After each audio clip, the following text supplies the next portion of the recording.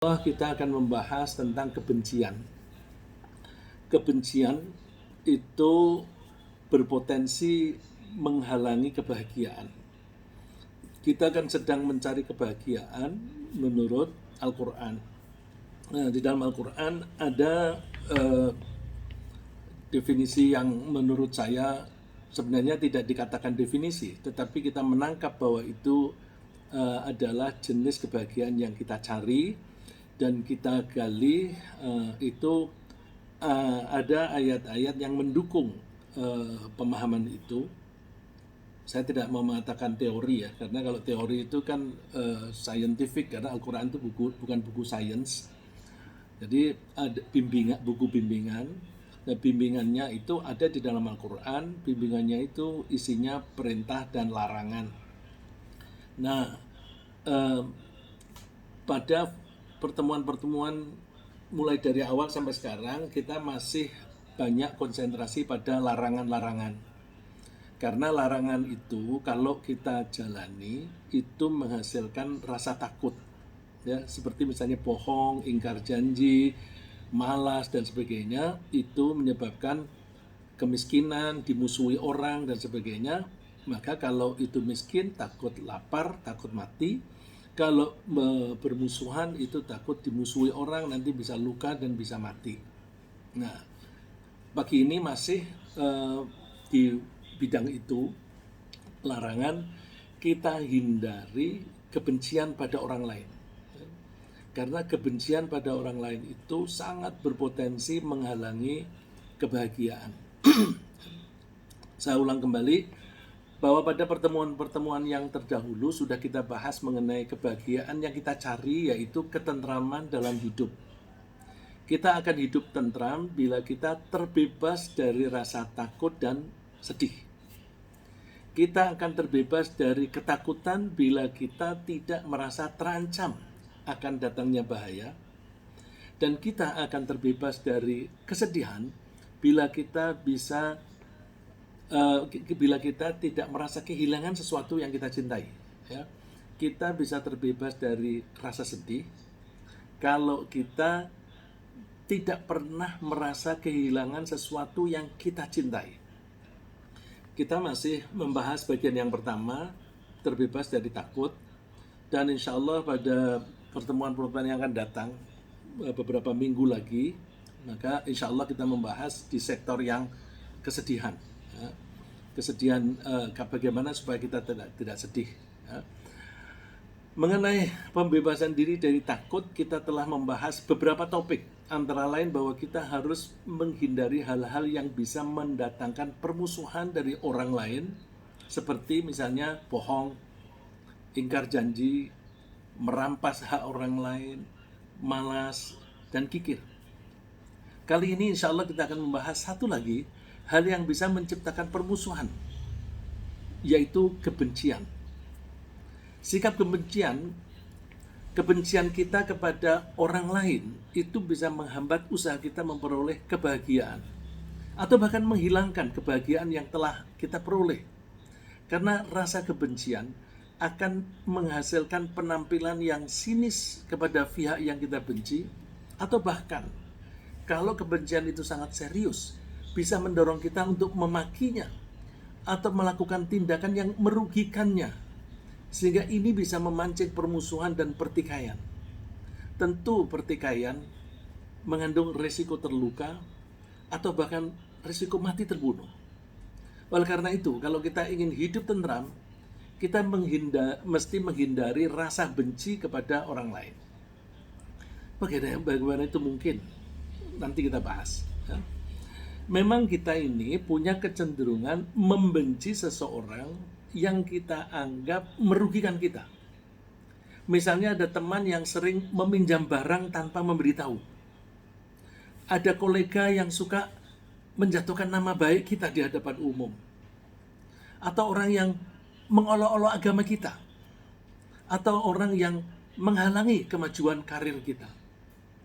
Dan dengan demikian, rasa benci itu sebenarnya merupakan salah satu peringatan dini dari Allah agar kita bisa waspada dan berusaha membela diri ketika kita diperlakukan buruk atau dihalang-halangi dalam usahanya mencapai suatu tujuan. Jadi kebencian itu sebenarnya alat ya, alat yang ditanamkan oleh Allah di dalam diri kita, semacam warning, peringatan. Awas, ada orang yang tidak suka kepada kamu. Nah, ketika ada orang yang memperlakukan kita secara buruk atau merugikan kita, kita mesti waspada. Nah, kewaspadaan ini perlu supaya kita tidak salah langkah. Kalau kita salah langkah, kewaspadaan kita ini justru menghasilkan hal yang buruk, bisa counterproductive.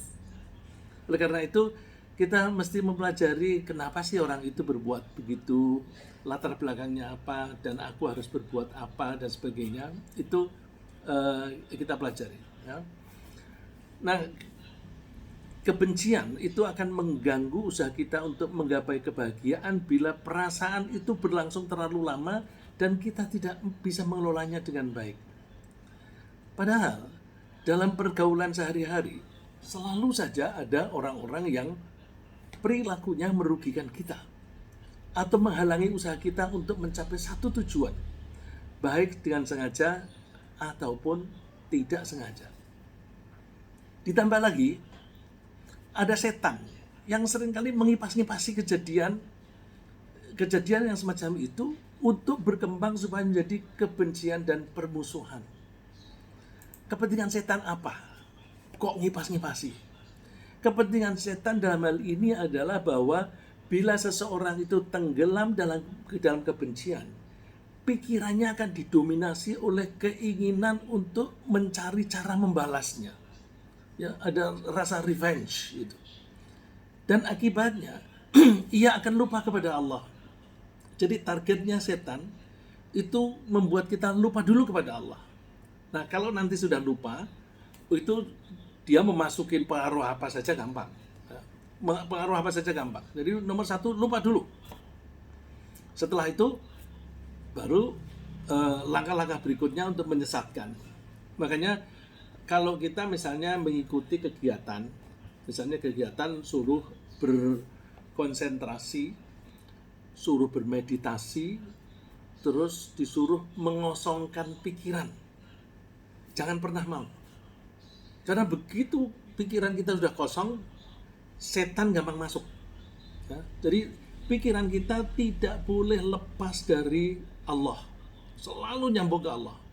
Begitu kita lengah, kita kosong, tidak ingat Allah, maka setan masuk. Oleh karena itu, ada pelatihan-pelatihan yang supaya mereka bisa mempengaruhi dengan gampang, itu pesertanya disuruh mengosongkan pikiran dulu. Nah, jangan pernah mau mengosongkan pikiran. Ya. Begitu seseorang sudah lupa kepada Allah, maka akan mudah sekali ya dipengaruhi untuk melakukan tindakan-tindakan yang dilarang oleh Allah. Seperti misalnya maki-maki, mengolok-olok, pertikaian, atau bahkan pembunuhan. Allah memberi contoh usaha setan membangkitkan kebencian dengan antara lain melalui perjudian dan konsumsi minuman keras.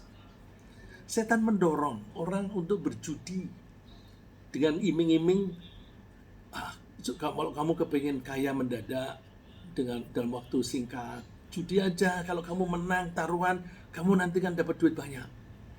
Dapat duit yang cepat dengan usaha yang minim. Nah, kalau di minuman keras, setan itu mendorong orang yang sedang mengalami stres untuk mencari tempat pelarian supaya pikirannya nggak ingat ke stresnya itu. Lalu minumin aja minuman keras, nanti kamu lupa akan problem.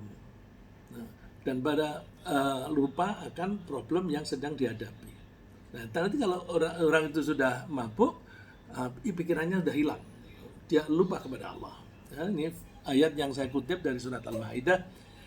Innama yuridu syaitanu an yuqi'a bainakumul adawata wal baghdha'a fil khamri wal maisir wa saddakum an dzikrillahi wa anis salah fahal antum muntahun. Sesungguhnya setan itu bermaksud hendak menimbulkan permusuhan dan kebencian di antara kamu lantaran minum khamr dan berjudi. Dan dia menghalangi kamu dari mengingat Allah dan sholat, maka oleh karena itu berhentilah kamu dari perjudian dan minum khamr. Ini dulu orang-orang sudah terbiasa dengan judi dan minum minuman keras. Sekarang ternyata juga masih banyak kegiatan itu oleh masyarakat.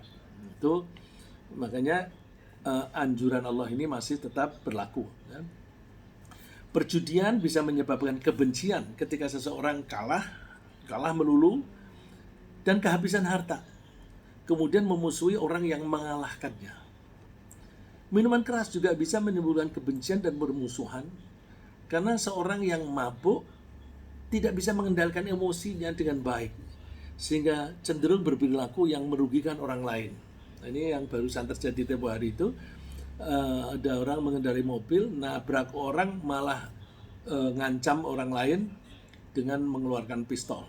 Nah, itu kan perilakunya lalu tidak terkontrol. Ya. Jika seseorang sudah masuk perangkap setan melalui kebencian dan permusuhan, maka ia akan makin dikuasai oleh setan dan makin lupa kepada Tuhan. Allah wanti-wanti, istahwadha alaikumus syaitanu fa'ansahum dzikrallah ulaika hizbus syaitan ala inna hizbas syaitani humul khasirun. Setan telah menguasai mereka lalu menjadikan mereka lupa akan Allah. Mereka itulah golongan setan. Jadi orang yang sudah lupa kepada Allah masuk ke dalam golongannya setan. Malah di sini istilahnya hizbus syaitan. Hizbun itu bisa diartikan kelompok. Kalau kelompok di dalam militer itu ya bisa diartikan peleton. Peleton itu isinya tentara. Ini yang tempo hari ada politisi yang menyebut tentara setan. Nah, karena dia bilang tentara setan, maka orang yang berseberangan politik marah. Itu karena dia mengambil ayat ini. Sebenarnya Hizbun itu kelompok yang dikuasai oleh setan. Setan tinggal mengerahkan apa saja. Ya. Allah wanti-wanti, ingat, kelompok setan itu pasti rugi. Ya. Lalu bagaimana cara menghindari agar tidak muncul rasa benci kepada seseorang? Kita coba pelajari terlebih dahulu apa yang menyebabkan kebencian itu. Seringkali kita membenci seseorang yang sebenarnya perilakunya tidak merugikan kita, tapi bahkan menguntungkan kita. Saya ulang, jadi kadang-kadang kita benci kepada orang yang perilakunya itu tidak merugikan kita, sebenarnya menguntungkan, tapi kita menangkapnya itu merugikan kita. Kenapa?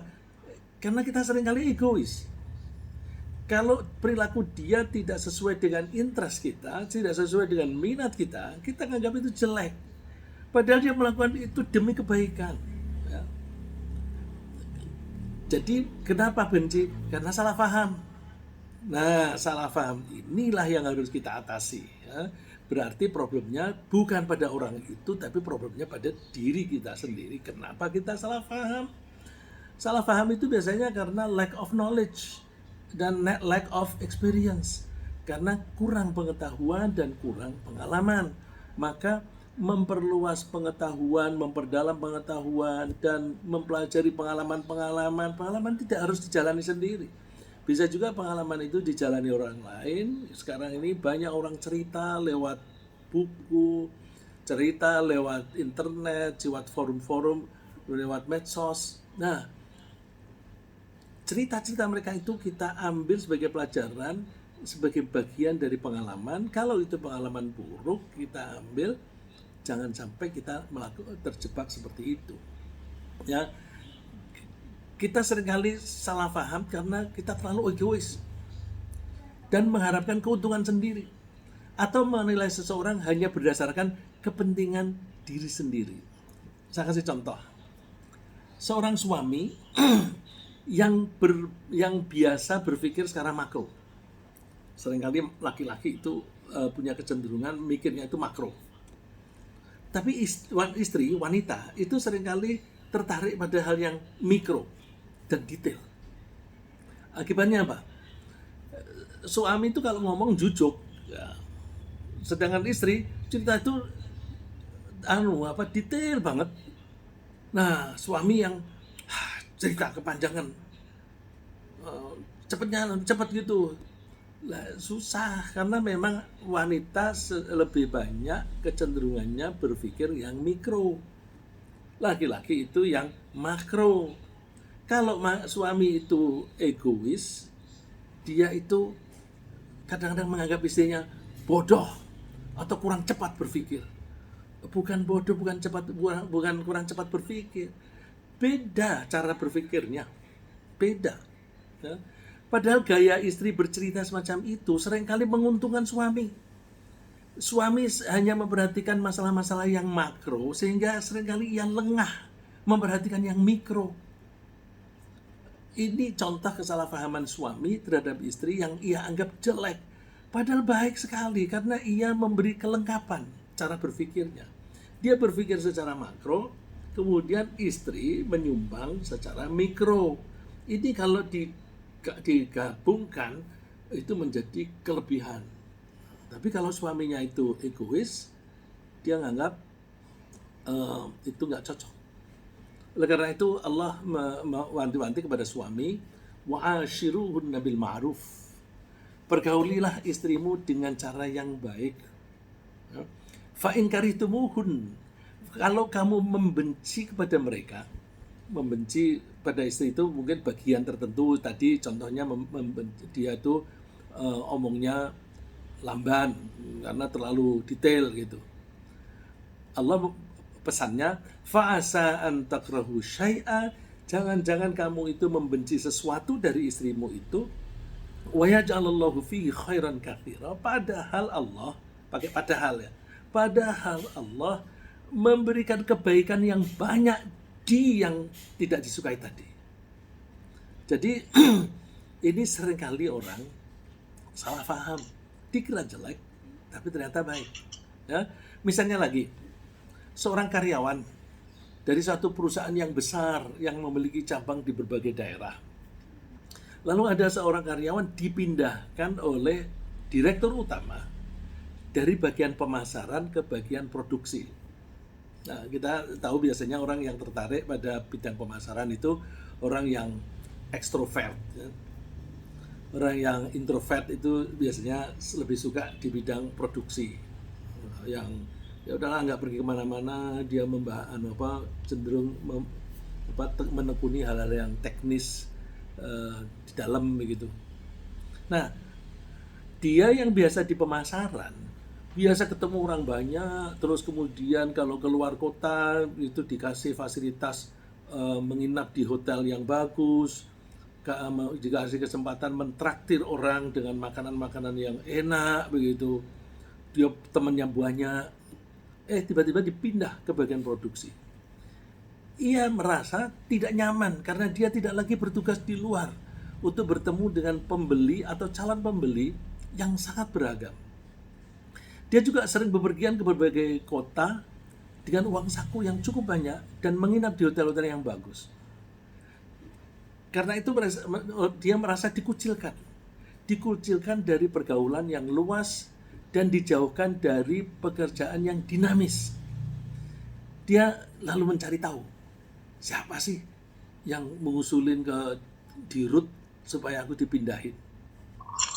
Akhirnya dia kasak kusuk sana sini mengetahui bahwa yang mengusulkan dia dipindahkan itu direktur umum. Ya, dia lalu kasak kusuk sana sini mencari tahu sebenarnya siapa sih yang ngusulin ke dirut supaya aku dipindahin. Akhirnya dia menemukan, ternyata direktur umum, direktur yang ngurusi general affairs. Lalu muncullah rasa benci kepada direktur umum yang dianggap sebagai merugikan dia dan menghalangi ambisinya menjadi direktur. Dia kepingin menjadi direktur pemasaran. Dia salah paham. Padahal direktur utama memindahkan dia ke bagian produksi agar dia memahami semua permasalahan yang ada di bagian produksi dalam menyesuaikan produk disesuaikan dengan permintaan pasar. Seringkali pabrik itu memproduksi sesuatu bagus, tapi tidak cocok dengan permintaan pasar. Nah, kalau orang pemasaran suka bilang di di pasar itu demand-nya tuh seperti ini. Oleh karena itu produksinya mesti menyesuaikan. Tapi kadang-kadang orang di bagian produksi nggak nyambung. Oleh karena itu nggak bisa menyesuaikan sesuai dengan yang diharapkan.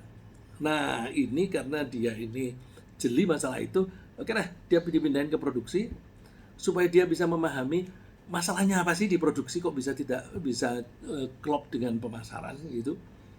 Nah, itu biar dia paham.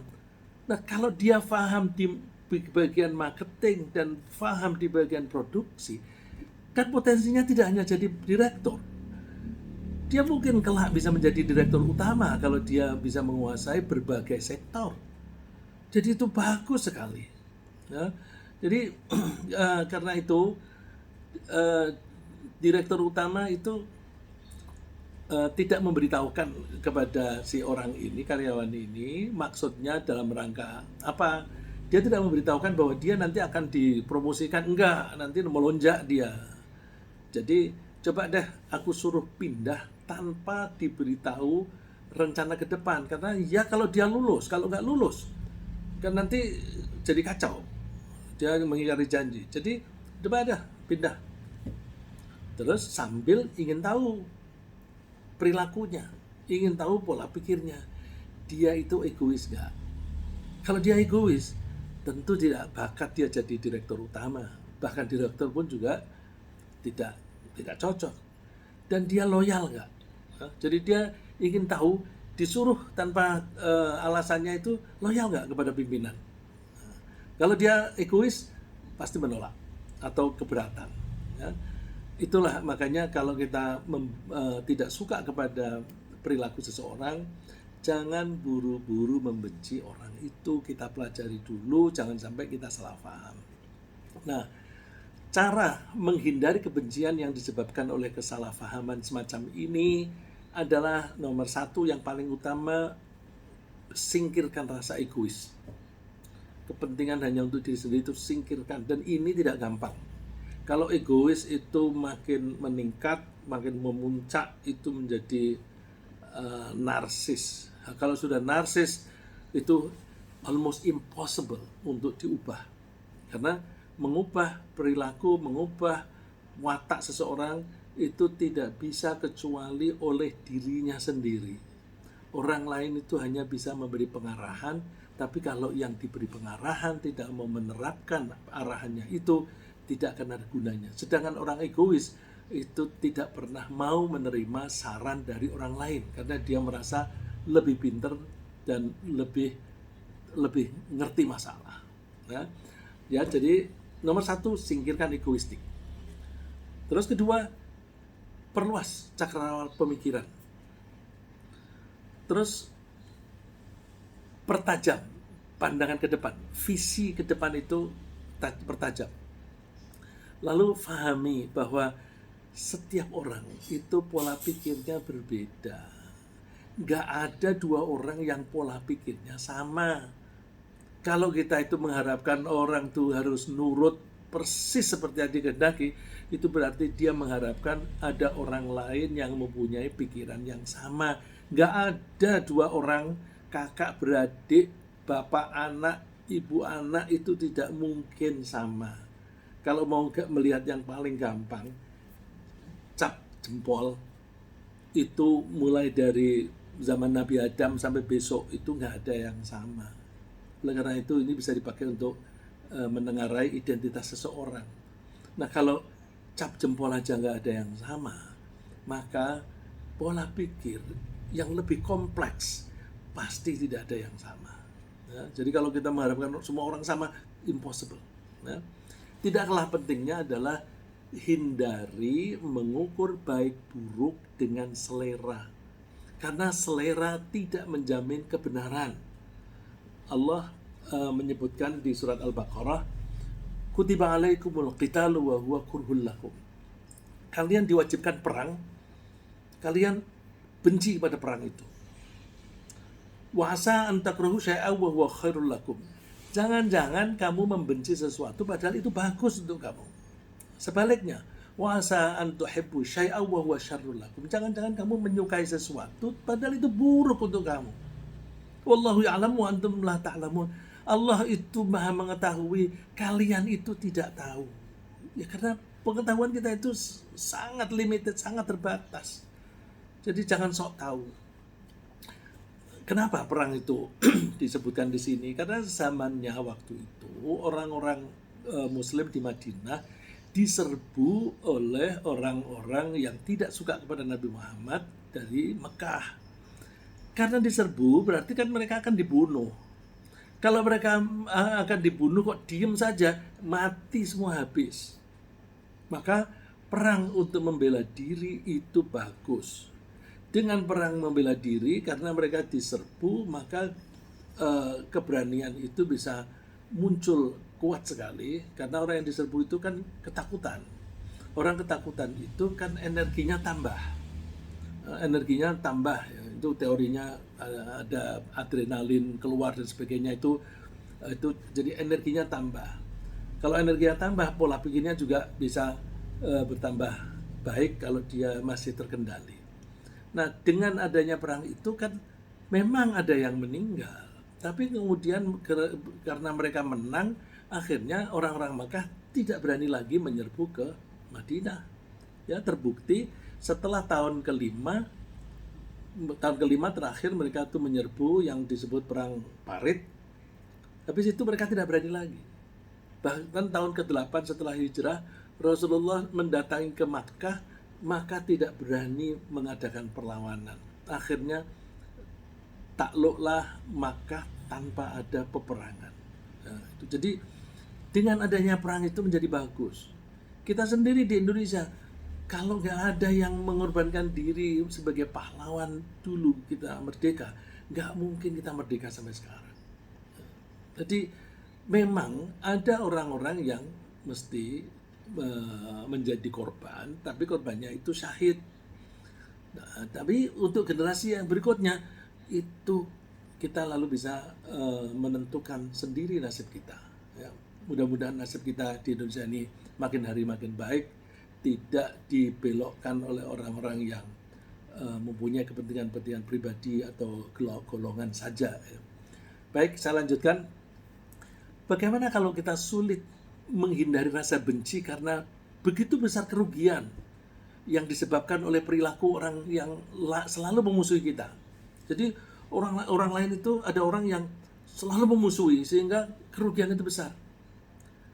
Memang sulit kalau menghilangkan rasa kebencian itu. Ada caranya, ya.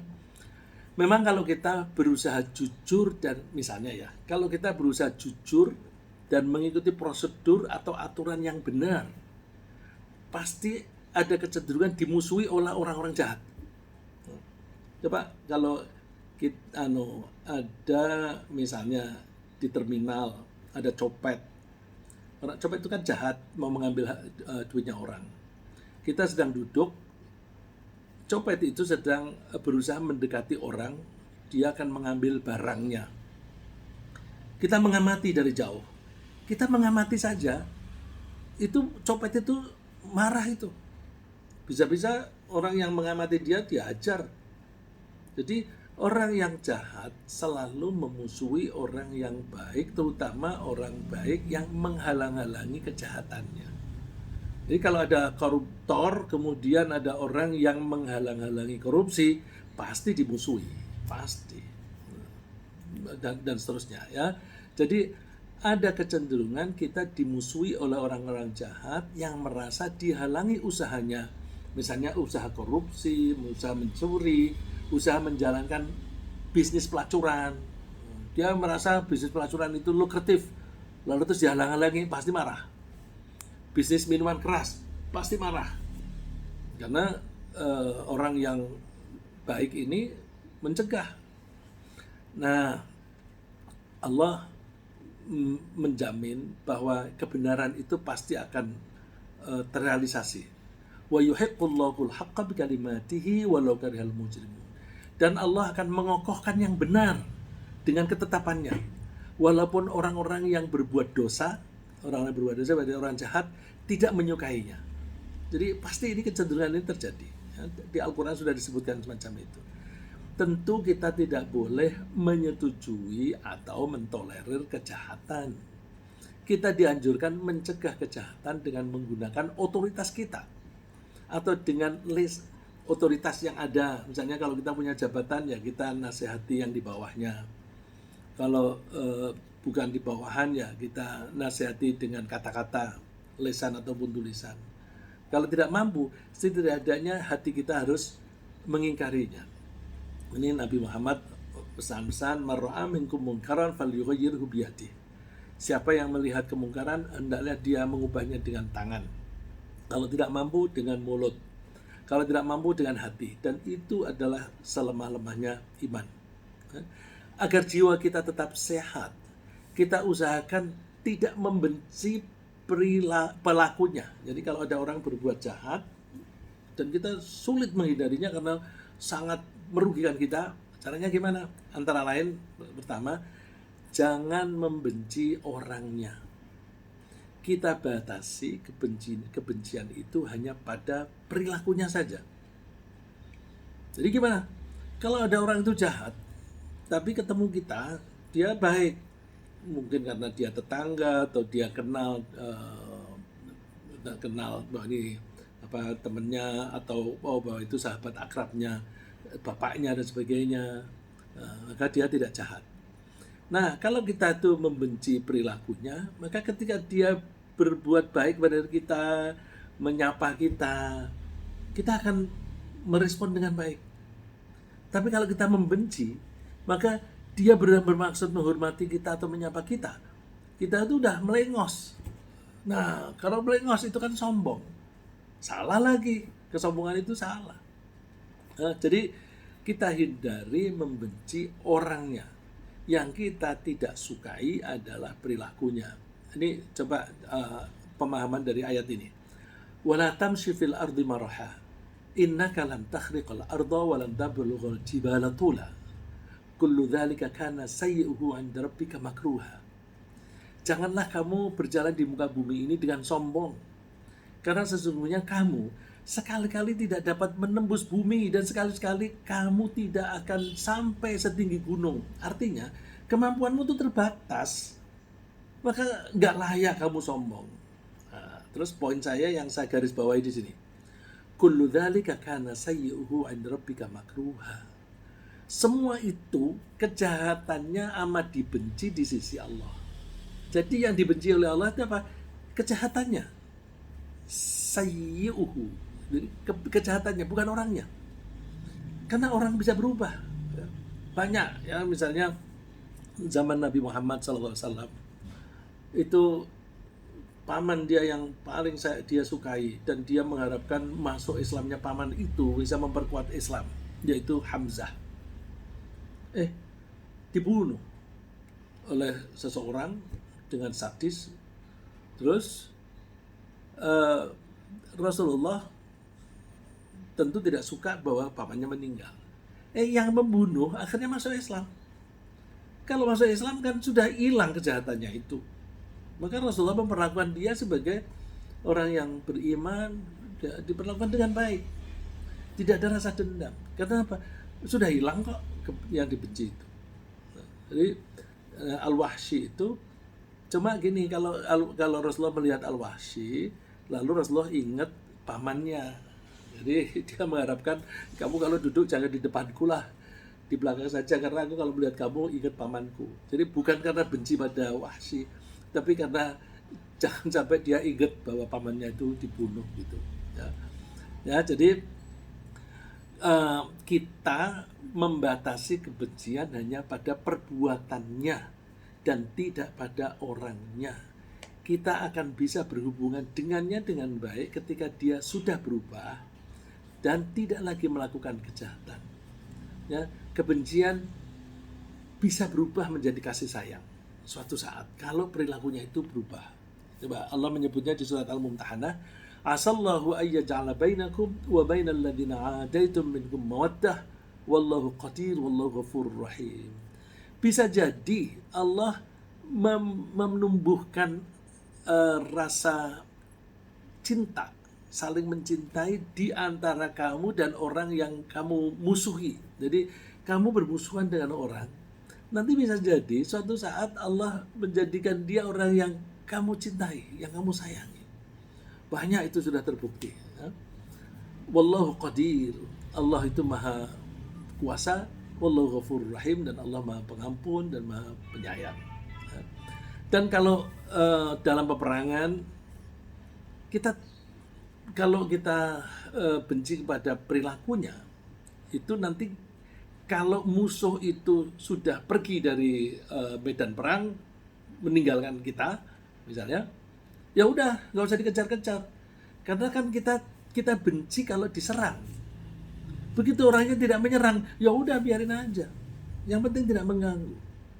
Jadi kita nggak usah, kalau kita kejar-kejar, kita bunuh, itu melanggar, ya, itu melanggar. Nah itu kalau kita membenci orangnya, nggak bisa itu kita membiarkan. Jadi ini bukti bahwa kita itu membenci perilakunya. Ketika dia masih memerangi, kita hadapi. Tapi begitu mereka tidak lagi memerangi, udah damai. Ya. Oleh karena itu Allah wanti-wanti gini, fa idza atazaltumuhum falam yuqatilukum wa alqaw ilaikumus salama fama ja'alallahu lakum 'alaihim sabila. Tetapi jika mereka membiarkan kamu, artinya kamu tidak dimusuhi, tidak dibunuh, dan tidak memerangi kamu serta mengemukakan perdamaian kepadamu, kita damai, maka Allah tidak memberi jalan bagimu untuk menawan atau membunuh mereka. Nggak bisa melukai mereka, menawan mereka, apalagi membunuh, nggak bisa, karena sudah tidak musuh lagi kok. Ya. Nah kalau kita bisa membatasi diri dengan membenci hanya pada kejahatannya saja dan tidak pada orangnya, maka kita akan bisa mempraktekkan ajaran Allah bahwa kita harus tetap adil meskipun terhadap orang yang membangkitkan kemarahan kita. Misalnya ini, Rasulullah itu dulu mau umroh atau bahkan haji, itu nggak mungkin ke Mekah karena dihalang-halangi. Nah, kan orang-orang itu menghalang-halangi ibadah, tentu menimbulkan rasa tidak suka. Nah, itu terus benci nggak kepada orangnya? Nggak usah. Kalau meskipun mereka itu melarang kita tetap harus berperilaku adil terhadap mereka. Ya, wanti-wanti Allah gini. Ya ayyuhalladzina amanu kunu qawwamina syuhada bil qisti wa la yajrimannakum syana'anu qaumin ala alla ta'dilu ya'dilu huwa aqrabu littaqwa. Hai orang yang beriman, jadilah kamu saksi-saksi Allah yang menegakkan keadilan. Jangan sampai kebencianmu kepada suatu kaum membuat kamu tidak adil. Keadilan itu sangat dekat dengan ketakwaan. Jadi keadilan itu bagian dari ketakwaan. Contohnya misalnya orang Mekah tadi. Terus mereka bikin perjanjian. Maka perjanjian itu harus dihormati. Meskipun perjanjian itu dibuat di antara dua pihak yang saling bermusuhan. Maka perjanjian ini harus dihormati baik oleh orang Mekah maupun orang Madinah. Terbukti setelah 2 tahun orang Makkah yang melanggar. Nah, karena mereka melanggar, maka Rasulullah mengirim tentara ke Mekah dan mereka tidak sanggup lagi melawan. Nah, jadi intinya adalah bahwa kita harus tetap adil, jangan sampai dipengaruhi oleh kebencian kita. Supaya kita tidak terpengaruh oleh kebencian, maka caranya kita jangan membenci orangnya, tapi pada perilakunya saja. Nah, terhadap orang-orang yang membenci kita harus waspada. Ya. Nah, ini sebaliknya. Itu tadi kita jangan membenci orangnya, tapi perilakunya. Bagaimana kalau ada orang yang membenci kita? Kita harus waspada. Ya. Kita hindari berhubungan terlalu akrab dengan dia. Karena orang yang membenci kita itu bisa-bisa pura-pura baik, tapi nanti memukul dari belakang. Ya. Jadi kita hindari hubungan akrab. Berhubungan boleh, tapi jangan terlalu akrab. Nah, hubungan akrab itu ditandai dengan saling percaya. Saling percaya itu apa? Kalau sudah saling curhat, itu berarti sudah saling percaya. Maka dengan orang-orang yang membenci kita, jangan pernah curhat. Karena curhat kita itu bisa saja nanti digunakan oleh dia untuk memukul kita. Ya. Karena mereka itu ya namanya benci, maka memusuhi kita. Dan mereka itu seringkali membencinya orangnya. Maka kalau kelihatan baik itu pura-pura. Mereka menunjukkan sikap baik hanya ketika bersama kita, mungkin karena ada kepentingan, tapi mereka tetap memelihara kebenciannya terhadap kita ketika mereka itu tidak bersama kita. Allah memperingatkan kita, ya ayyuhalladzina amanu la tattakhidhu bitanatan min dinikum la ya'lunakum khabala. Saya bacakan artikelnya saja, waktunya tinggal pendek. Hai orang-orang yang beriman, janganlah kamu ambil menjadi teman kepercayaanmu orang-orang yang di luar kalanganmu. Di luar kalanganmu itu orang yang tunduk kepada Allah. Mereka tidak tunduk kepada Allah. Mereka tidak henti-hentinya menimbulkan kemadharatan atau bahaya bagimu. Mereka menyukai apa yang menyusahkan kamu. Jadi kalau kita mendapatkan bencana, dalam hati mereka rasain gitu. Ya. Telah nyata kebencian dari mulut mereka, dari omongan mereka. Dan apa yang disembunyikannya di hati mereka sebenarnya lebih besar. Jadi kata-katanya menunjukkan kebencian, tapi itu kecil itu. Yang lebih besar itu yang ada di hatinya. Ini bagaikan iceberg, ya. Es yang besar yang di laut, itu yang kelihatan itu hanya ujungnya saja. Kebencian yang diucapkan itu yang di permukaan itu aja. Sedangkan kebencian yang banyak itu yang di bawahnya itu. Sungguh telah kami terangkan kepadamu ayat-ayat kami jika kamu memahaminya. Kenapa begitu? Ha antum ula itu hibbunahum wa la yuhibbunakum wa tu'minuna bil kitabi kullih. Itulah sebabnya kamu kok bisa berakrab-akrab sampai mempercayai mereka, karena kamu mencintai mereka sedangkan mereka tidak mencintai kamu. Kamu mencintai Al-Quran menyeluruh. Mereka ketika ketemu kamu, mereka bilang, aku ini temanmu. Zaman itu mereka bilang, amanah, aku juga orang mukmin.